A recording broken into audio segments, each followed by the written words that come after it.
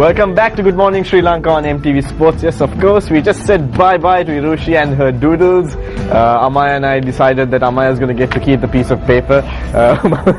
Congratulations, Amaya. But of course, you know, before the break, we were talking a little bit about the Serendip International Cup, which was happening, and where Amaya actually kind of witnessed it at the racecourse grounds last Saturday. And as we said, we do have an expert in the studio. He's not new to Good Morning Sri Lanka. He's actually been on the show in the past. Am I right, Amaya? Yes, he has. And this is Alistair Savaramuttu, who is the CEO of the Sri Lankan Rugby Union. So good morning once again. Good morning. And thank you for joining us again. You're welcome. You're welcome. So it's a big week for you, Alistair. You're just after the Madagascar and Sri Lanka match, which happened on Saturday.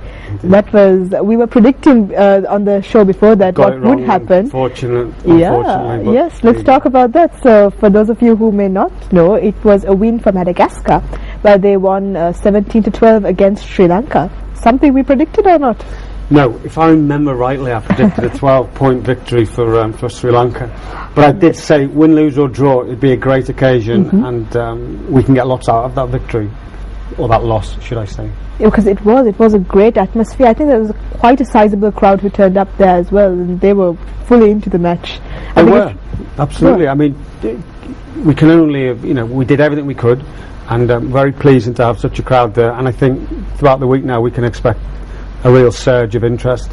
And with it being the first occasion of this nature in Sri Lanka, I think you can only be there by sampling the atmosphere and enjoying the occasion.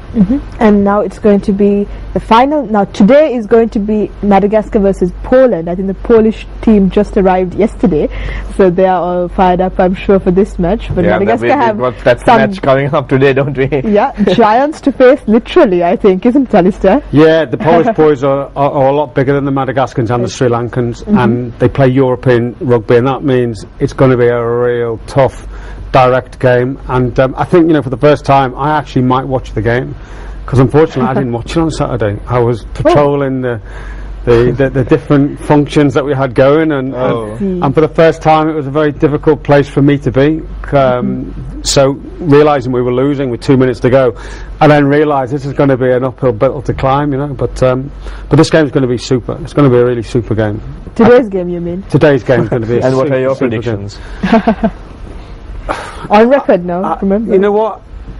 Not really, other than seeing photographs of the Polish side. I would say you're looking at a 25-30 point deficit between the two sides, with Poland being victorious. Okay. Because I think the captain of the Sri Lankan team, Nama Rajapaksa, mentioned when he was saying that they never expected the Madagascar team to be that fast. And I think it was the speed that was unexpected, and they haven't watched the African League and they hadn't studied it that much as well.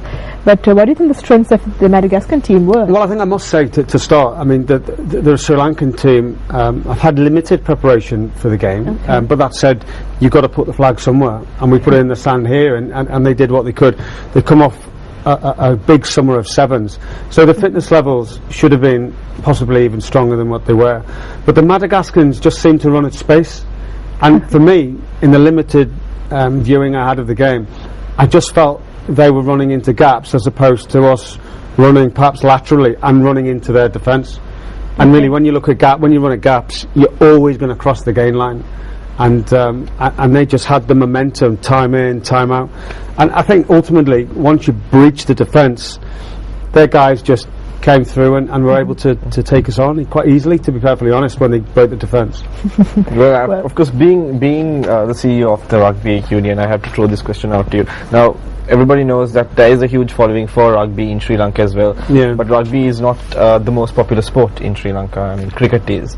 And when it comes to occasions like this and events and tournaments like this, how really is the response rate here in Sri Lanka? The response is, it's huge, and yet cricket clearly are a super brand for Sri Lanka. The president of the Rugby Union has come out several times saying rugby will take over cricket, and for my limited time that I've been here, you only have to go to a school match and you only have to see the atmosphere and the passion at a school match.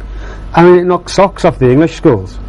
Oh wow, really? Yeah, absolutely. Oh, wow. 'Cause you've seen it all in the English rugby circuit as well. Yeah, it not sucks, but when I'm talking about the actual atmosphere and the numbers, the quality is very different. Of course, the English quality is far, far more superior. What do you mean by quality? Can you elaborate? Oh well, you know, you can start the size of these 14, 15-year-old kids, or the, you know, It's so 14, 15-year-old technical, boys I'm in guessing. England Yes. are the equivalent of our 16, 17, 18-year-olds here. Okay. You know, the eating habits are very different, the Yeah. training methods are very different, the power and speed is very different.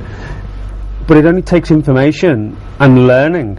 So for me, this can all be done in the next 2, 3, 4, 5 years. And you spoke about it on the earlier shows as well, that is your long-term plan to get Sri Lanka to that level.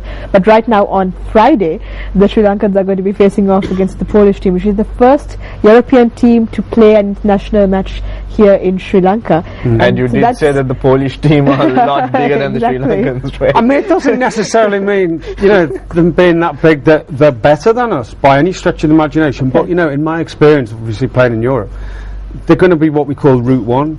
And Route 1 is going the most direct route, and that is straight. And, you know, if they don't lose that ball, there's going to come a time when they're going to suck our defenders in. And before you know it, there's a 4 or 5 on 1. Now, you know, you don't have to be a Who rocket knows what can scientist in happen? rugby to know that. Alright, so they have to turn up. The spectators have to turn up at the match at the racecourse grounds Well, I think to you'd really be silly see what's not going to. to happen on that I think day. you'd be silly not to. On your doorstep, an event like this and an opportunity to see some real power rugby. And I was there on Saturday, last Saturday, and there were so many people who turned up. There were cricketers from the national team. Absolutely. There were members of parliament. It was quite a happening crowd there.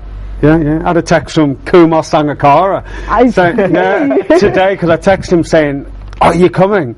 And then, obviously, in his speedy reaction, he texted me today saying, "I was there," and he's coming in again. He's looking forward to the next game. So, you know, I mean, let's not forget Sri Lanka as a cricket nation. Where were they in the early 90s?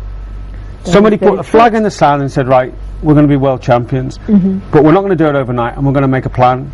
Well, I'm not saying rugby are ever going to be world champions, but for us, world champions mean qualification into the Rugby World Cup, and we're not that far off. Let's, in terms of qualifying for the 2015 Cup, how far off are we? We ain't going to do it, if that's what you mean. That's the first scenario. All right, We'll okay, come- so let's we'll go come to that close. bubble. No, we'll come close. You know, if we can push for third, well, an enormous victory. But, you know, you have to look at Japan. I mean, they're playing New Zealand on Saturday. I mean, you know, I mean, that's going somewhat. Yeah. Hong Kong, you know, they're not a bad side at all. But again, going back to the commercial side, Hong Kong are where they are because they have a commercial business. And that's how they can fund the development, and they can grow grassroots, and they can develop coaches. Sri Lanka have to accept and have to acknowledge that they will never develop as a sporting nation unless they have finance coming in at the grassroots level. Of course. And that's the reality of it. I've said it so many times. So a tournament like this attracts sponsorships and returns investment to people that can get value out of international broadcast as well as island-wide broadcast. So you're saying right now the investment coming in isn't that great? Well, no, I'm not saying that. I'm saying it needs to improve in order to get better, to make our players more professional, to give them more nutritional advice, to give them power and speed training. You know, I mean, what our sponsors do at the moment is phenomenal. It's fantastic, but that's the first run on the ladder, and that's fine if we're happy to play at this level in Asia. Listen, we're really hitting above our weight already, but if the ambition is to go that much further, then listen, you got to sit back and you got to be ready for a hell of a ride, and it's going to be painful. How many times do I have the same conversation every day? No pain, no gain in this game. I see. And that can be literal as well, though. But in this Literally game of is quite rugby. an appropriate word in this business, yeah. All right, so with that, we have to go for a very short break, but we'll be right back with Alistair Savrimuthu, as well as more information about the Serendip International Cup 2013.